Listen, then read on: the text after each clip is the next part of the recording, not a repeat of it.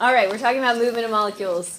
Megan, since you're ready for the day, could you read first, please? Wait. Your story? Can I go up there and read it? Sure. Remember, I don't have glasses. I used to wear them, but I still don't. Okay. No, you can't sit there. Review. Cells have an outer coating called. I guess you need your paper too. Called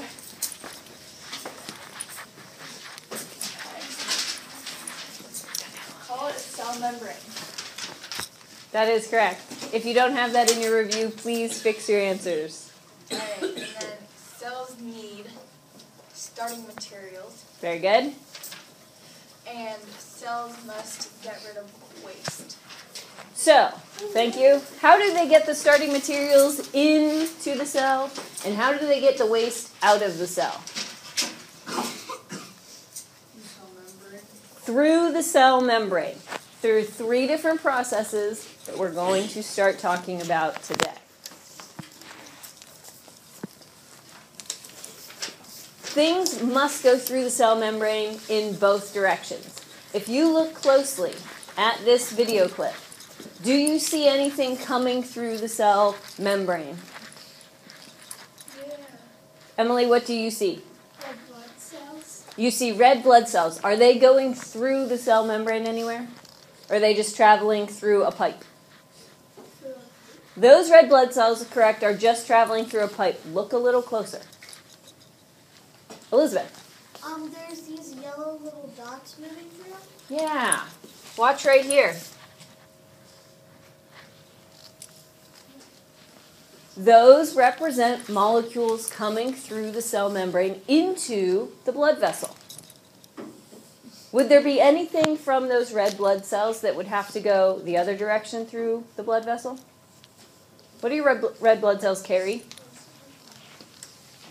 Oxygen. Does the oxygen stay with the red blood cell forever? No. The purpose of the blood cell is to carry the oxygen to your other types of cells. Your brain cells, hopefully. Your stomach cells. Your liver cells. Your muscle cells. Yeah, if your brain doesn't get oxygen, you're in trouble. Things stop working. So things must go through the cell membrane both directions. Things like gases, like carbon dioxide and oxygen. Liquids, like water, and solids, like glucose and waste. These are the molecules we're focusing on for this unit. Carbon dioxide and water, and oxygen and glucose and waste. Any questions on those? Those represent solids, liquids, and gases. Do your bones need, cells? Yeah, our bones are made of cells, yes. Oh, really? I thought that was Nope. They are made of cells. All of these structures, all of these molecules represent the things that go in through one way and out the other way, depending on what your cell needs, depending on the starting materials it needs. Bless you. We're focusing on 2 main types of transport, and then some categories underneath that. First main type is passive transport. Passive. Does anyone know what it means to be passive? What do you think? in this movie, Perks of Being a Wallflower, they're at the football game, and he's like, let's be aggressive, passive aggressive. So I think it kind of means like fierce. No, it actually means the exact opposite. Really? Yeah. Calm. Calm. Do you think, in terms of science, do you think passive means using energy or not using energy? Using energy? No. Let me give you an example of something that is passive. I can hold my breath and keep my mouth open at the same time. Good job. So can a lot of people. All right, there. Well, open your mouth and relax your muscles. Oh. I thought it was special for me. You are special, Megan. So 2 types of passive transport that we're learning about. Sorry, 3 types. Diffusion, osmosis, and facilitated diffusion. Another type of transport is active transport. What do you think that requires? Gabe? Energy. Active requires energy. That makes sense, right? There are a couple special types of active transport. One is endocytosis, The other is exocytosis. As we learn, think about the terms, the prefixes endo and exo. See if you can figure out what those mean before we get there. Before we can understand any of this, we have to know what concentration means. If you were paying attention on Friday, if you were here at Friday at the end of the period, we talked about concentration. Who can remember what the term concentration means?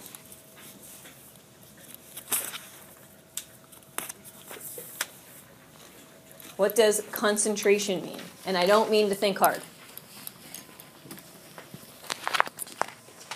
Sabrina.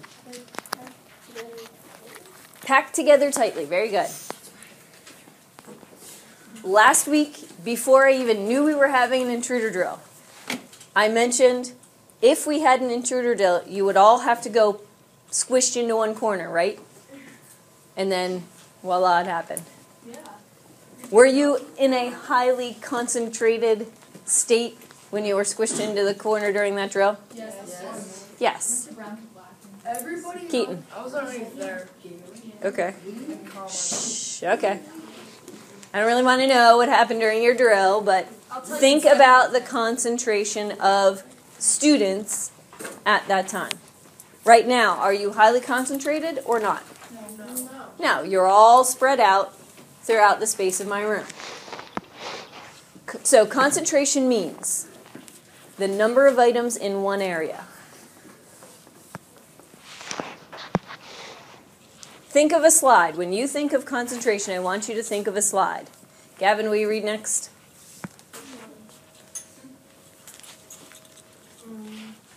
Concentration. Gradient. Concentration means the number of items in an area.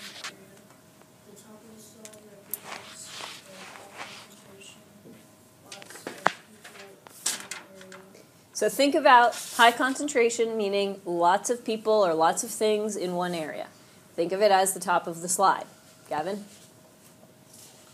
bottom of the slide represents the low concentration. And includes things in an area. Can you imagine which is easier to do? Go down a slide or go up a slide? Nick? Going up the slide. It's easier for you to stand at the bottom of a slide and try and walk up it? Oh, no, go down. Right. When you get to the top of the slide, all you have to do is sit there and maybe give yourself a little oomph, a little push, and whoom, down you go, right? Gravity takes care of the rest. Unless there's something sticky or something. So, which one requires energy, going up the slide or down the slide? Brendan? Going up the slide. So, if we're thinking about transport, what requires energy? Going from where there's a little to a lot, or going from where there's a lot to a little? What requires energy, Morgan? If we go from a lot to a little, we go down the slide. Right. If you go from where there is little to where there is a lot, that requires energy. And there is a type of transport that requires that. Going up the slide requires energy. Going down the slide does not. Take a look at this. Quick definitions. What is a concentration gradient? Concentration gradient is a difference in concentration of molecules across a space. As the sugar dissolves, it diffuses across the rest of the volume of water. Then the dissolved particles move to areas of least concentration. The particles are said to move down the concentration gradient. And now we know.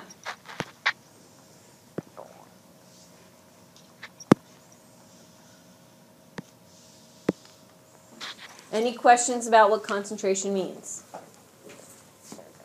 Any questions about a concentration gradient? That's like the slide. Okay, which end of the slide represents a lot of particles or a lot of molecules?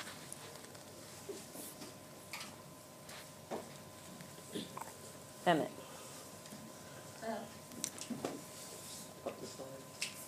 The top or the bottom are your choices. The top of the slide.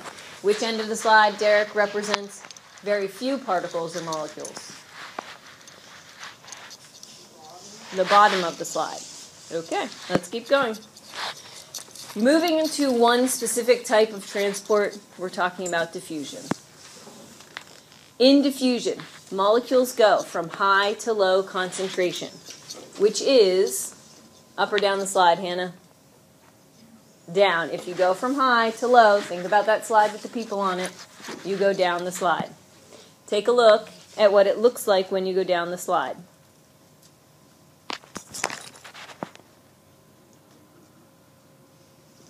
Maybe.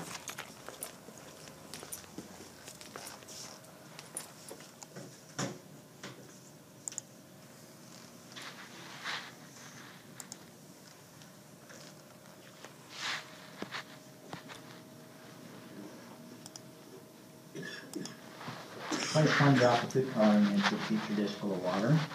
This is to show diffusion in action. With the Where is the high concentration? Trevor? In the center. That's where the color is the darkest, right? What's going to happen as time goes on? Derek? It's going to be the same color everywhere. Let's see if he's right. The particles of food coloring move from an area of higher concentration to an area of lower concentration over time.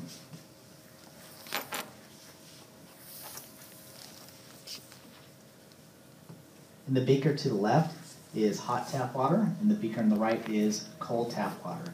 You can see how temperature affects the rate of diffusion. With higher temperatures, the rate of diffusion is higher, and lower temperatures, the rate of diffusion is lower. So what affects transport? Or what affects concentration? Sabrina? Temperature.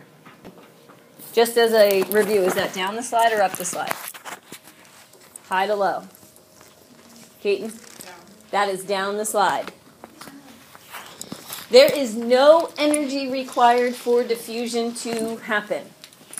Did I have to put forth any energy to make those small molecules make it all the way to the back of the room? No. Diffusion only occurs with small molecules, things that are tiny, things that are not made of tons and tons of atoms. Examples of those: oxygen, carbon dioxide. These are the two you need to know about for our purposes in science this year. And diffusion goes until equilibrium is reached. What is equilibrium? I have no idea. Think about the prefix in the word equilibrium. Landon, what do you think equilibrium means?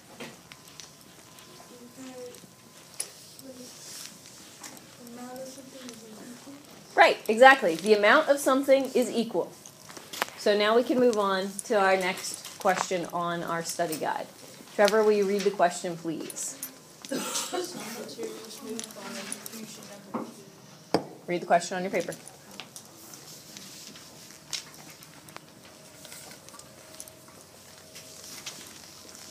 Number 2, on the front.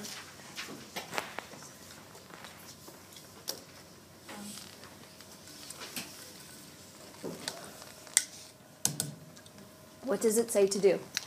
Circle a diagram that shows the molecules after diffusion has taken place. So, after diffusion has taken place, which picture represents the correct answer? Wyatt? The one on the right. And why?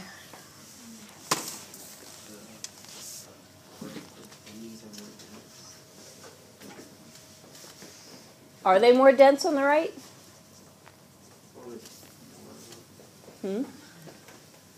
There's more of them? I bet there's not. What has happened to let you know that diffusion has occurred? Dawson? It's separated around the box. Okay. And what is that called? It has reached.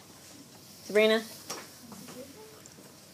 Well, when the concentration is equally distributed, Equilibrium.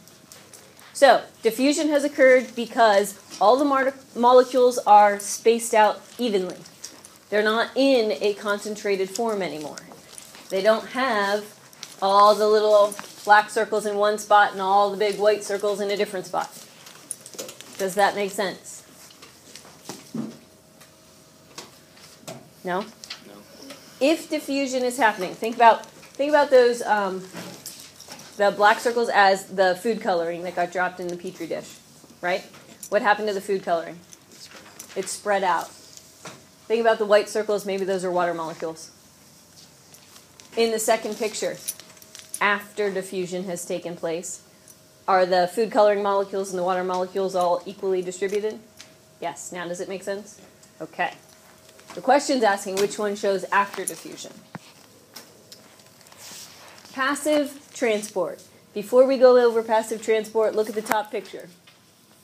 What's going on? Keaton? The perfume smell is spreading out of the bottle. Where is the high concentration of perfume, Crystal? The left side. In the bottle, right? And where's the low concentration of perfume? The right side? Out in the air. Yeah. Yeah. So when you lift the lid, the molecules want to go from high to low concentration. Dawson? I've actually been doing the exact same experiment with this. Yeah? The whole time I was last grade. And? What'd you find out? I can smell. I don't know if anybody else can. Can anybody else smell Dawson's gum? Yes. Yeah. Cinnamon. Is it a super high concentration in the package? No. No. Probably not as high as like the Febreze canister. No. Also, it helps that the Febreze is liquid and that is solid. So that's not going to spread out as quickly as the liquid will. Let's take a look at this bottom picture. Where's the high concentration, on the right or the left? Tyler. Where's the high concentration, on the right or the left? This one? No? On the left. High concentrations on the left. Lots of particles. What happens if I lift the green barrier?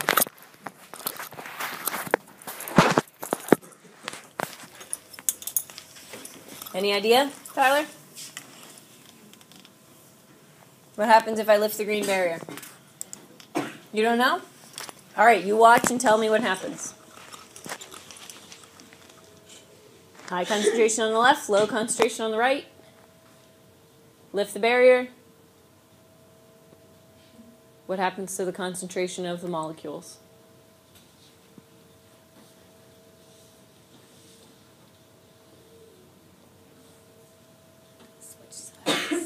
Some of them switch sides.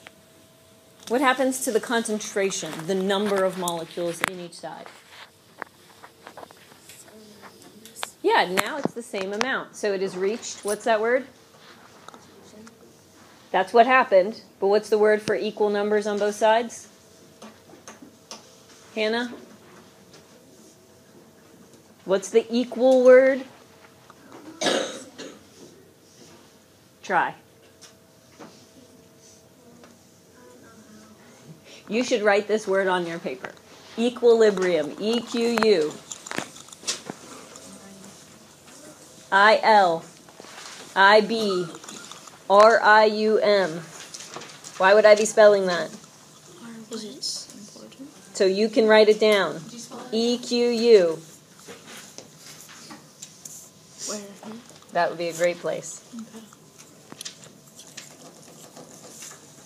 I-L. I-B. R-I-U-M. Equilibrium.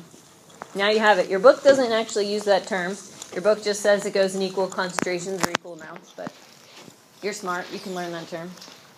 All right, let's look at your word magnet. In the upper right-hand side, number 3 on your paper.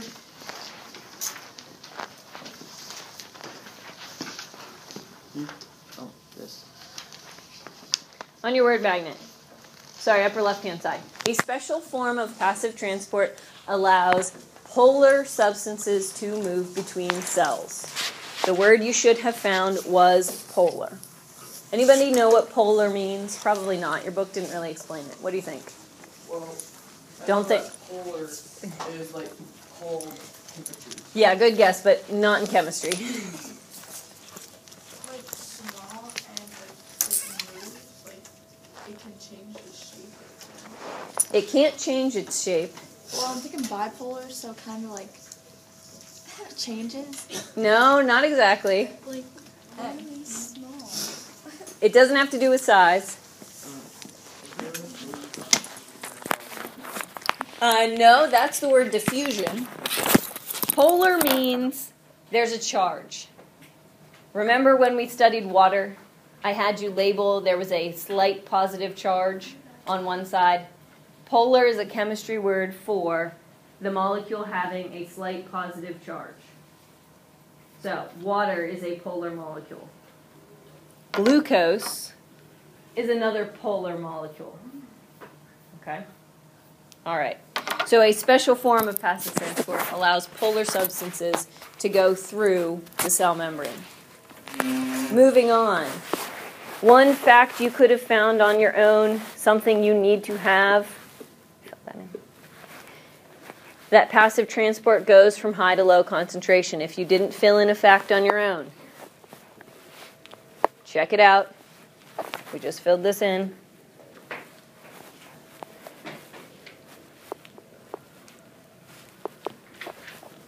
Passive transport goes from high to low concentration. You need to have that.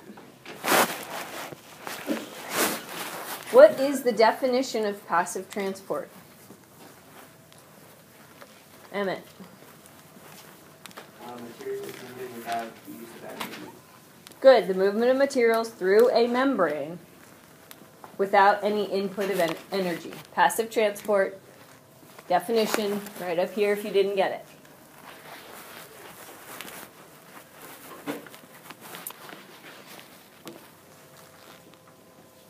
On the other side of your word magnet, what are the examples of passive transport? We went over these at the beginning. Sabrina? No, those are molecules that go through the membrane by passive transport. I want to know what the names of the passive transports are. If you don't remember, use your graphic organizer.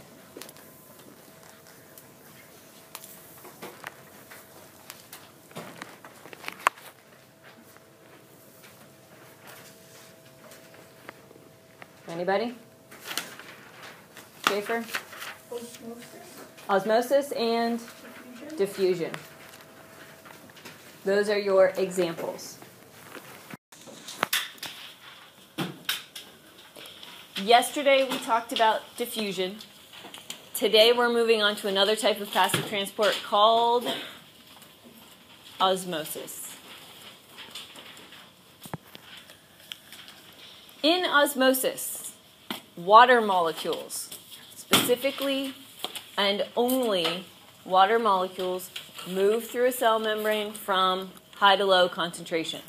Is that going up the slide or down the slide? Down the slide. Think about the slide you pictured yesterday. There were a bunch of kids sitting at the top and one kid sitting at the bottom. High concentration at the top, low concentration at the bottom. You need your books open. There is no energy required for osmosis. Your body doesn't have to expend any energy for this to happen, which is a good thing for you, because your cells definitely need what molecule? They do need oxygen, but that's not what osmosis moves. Water. It's going to be hard to think about osmosis not going with oxygen, but it goes with water. And it goes until equilibrium is reached. Megan, what does equilibrium mean? It's like the cells are equal, so like they have passed the Both sides of the cell, both sides of the cell membrane have equal numbers of molecules. What does this sound like? These rules. Trevor? Goes from high to low, no energy requires, goes until equilibrium. What does that sound like that we've already studied?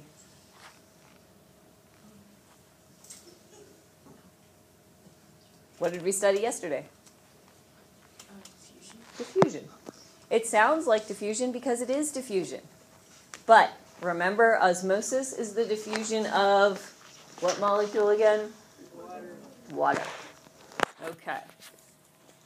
Let's take a look at the power of osmosis. Imagine, what are the stems of this plant made of? What are these stems made of? Roots. No, the roots are made of roots, but the roots, the stems, the leaves, they're all made of what, Morgan? A living thing known as a? No, smaller. What is the plant made of? Cells. And there are cells that are all built up in a line, right? So what do you think happened to that plant? Why is it all droopy over? Just get out of water. It didn't get any water. So what do you think will happen if we water the plant? Megan? It'll grow. What do you mean by grow? It'll function and it'll stay healthy. Maybe. Landon? It'll rise up. Yeah. Let's see the power of osmosis. You water the plant, this is what happens. What's happening to the cells inside those stems? Gavin? They're growing and coming back to life. Nope, they're not growing. They're getting water. They're filling up with water. As the stems fill up with water, as the cells inside the stem fill up with water, the cells are more rigid, and then the plant can actually stand up tall like it's supposed to. Think of the cells as unfilled water balloons. When the water balloon doesn't have any water in it, is it a rigid structure? No. It flops over, right? Once it's filled with water, then is it more rigid? Yeah. Is it still pliable a little bit? Sure. Would it go that fast around light? No, not quite that fast. But, I mean, over the course of half an hour, you could watch it. Now, obviously, we don't have half an hour to watch it, but over the course of half an hour, it would take about to actually make that happen. All right, let's watch another quick video. While you're watching this, be aware that they're talking about, instead of water going into and out of plant cells, now they're going to talk about water going in and out of red blood cells. And they show you an experiment. They show you, three experiments, to let you know what happens when red blood cells are in a less water situation, a more water situation, and an equal water situation. Okay?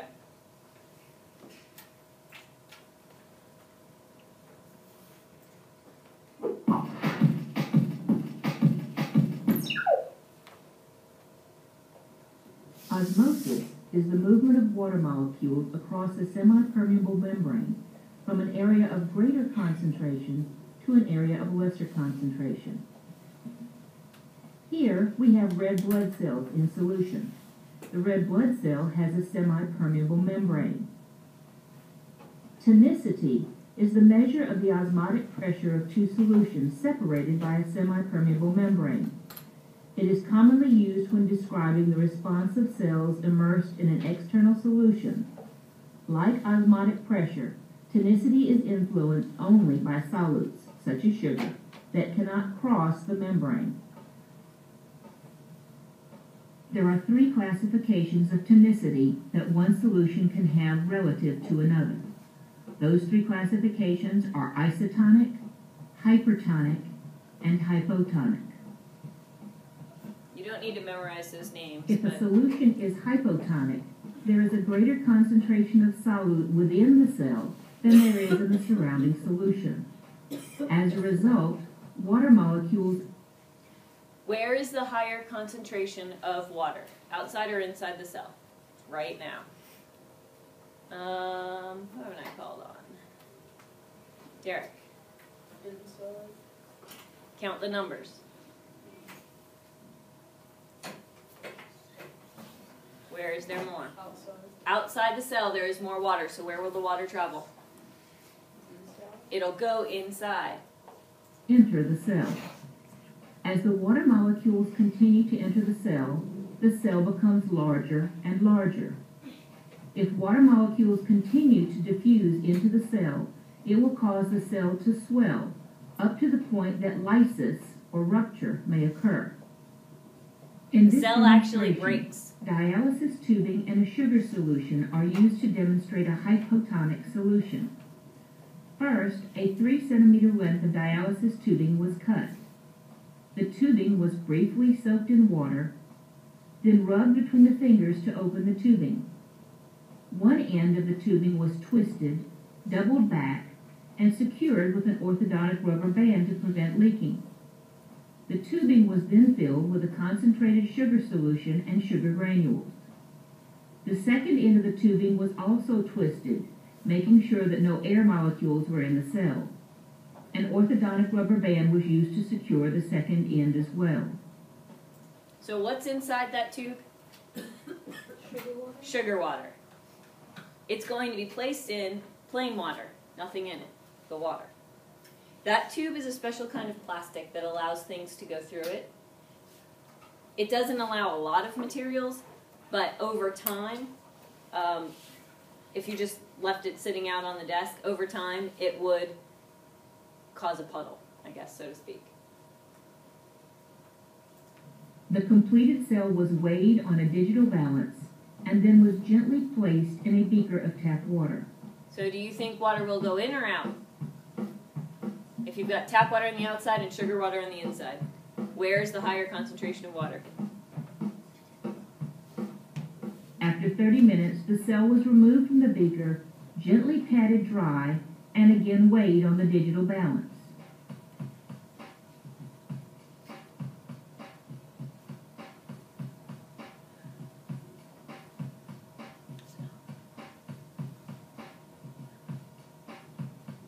(14 to 17). Did water go in or did water come out? As you can see, there was a significant gain in weight from the water molecules entering the cell. If a solution is hypertonic, there is a greater concentration of solute outside the cell than there is inside the cell. Now where's the As a greater result, concentration? Water leaves the cell and the cell shrinks. Also not good. In this demonstration, a 3 centimeter length of dialysis tubing and concentrated sugar water again were used. The cell was created as before, except this time tap water was poured into the dialysis tubing cell. After both ends were secure, the cell was weighed on the digital balance. The cell was then placed in a beaker of concentrated sugar solution. Now the sugar's on the outside. After Where's the approximately water gonna 30 go? minutes, the cell was removed from the sugar water solution and again weighed on the digital balance.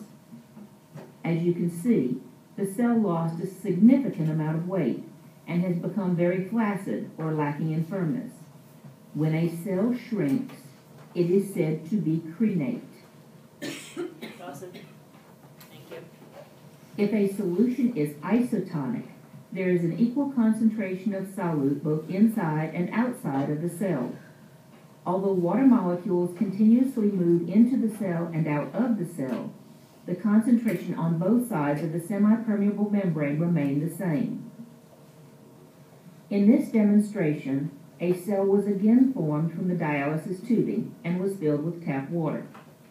After both ends of the cell were securely fastened, this cell also was weighed on a digital balance. The cell was placed in a beaker of tap water for half an hour. As you can see, the weight of the cell remained constant.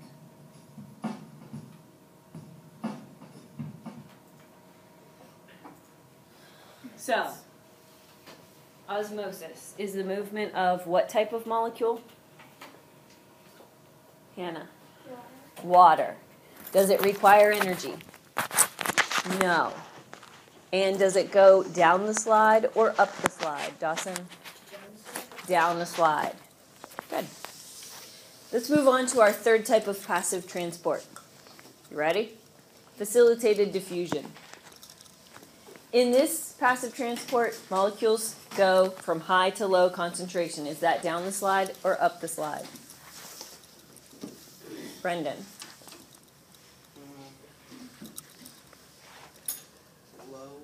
High to low, is that down the slide or up the slide?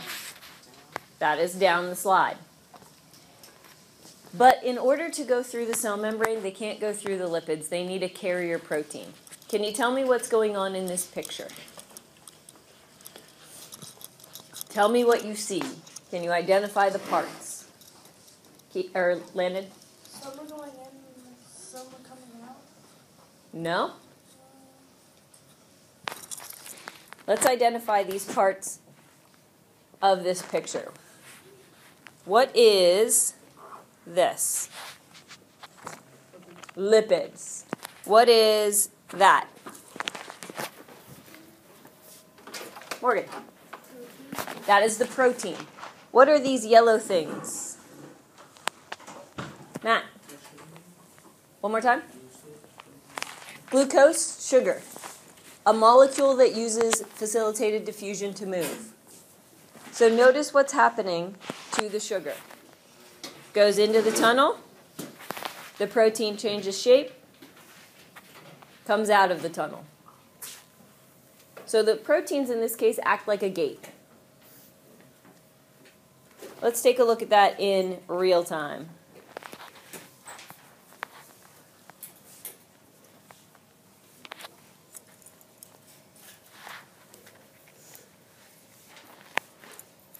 See how the protein changes shape and the molecule can move through? You get to act this out later, so make sure that you figure out what's going on. Ready? All right, next type. Active transport. What's different between the last animation you saw and this one? Because they look kind of the same. Trevor, what's different? The last one didn't require energy. Good job. The last one did not require energy. This one is more like a pump. How many of you, a couple years ago when we had the flood, had to pump out your basement? Yep. You had to use energy to turn that pump on, right? It was either gasoline powered or electric powered, right? And it pumped the water from a low spot like in your basement out to a high spot like outside on the ground, right? Does that make sense? This is the same thing. Active transport. Molecules go from low concentration to high concentration. You're now taking a look at your paper. This is number 4. Filling in the blanks.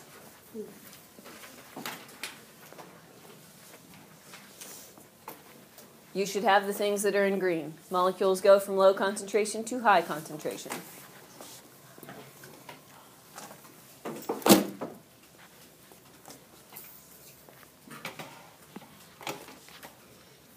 Active transport goes up the slide. If you walk up a slide, does that require energy from you?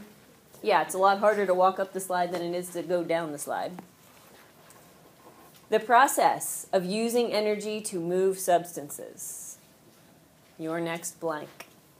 Check your papers, please. Active transport is the process of using energy to move substances.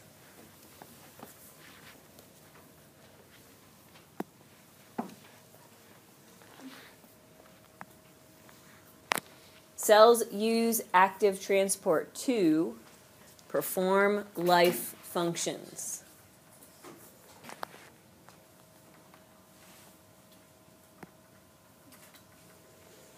And your example is the pumping of sodium and waste.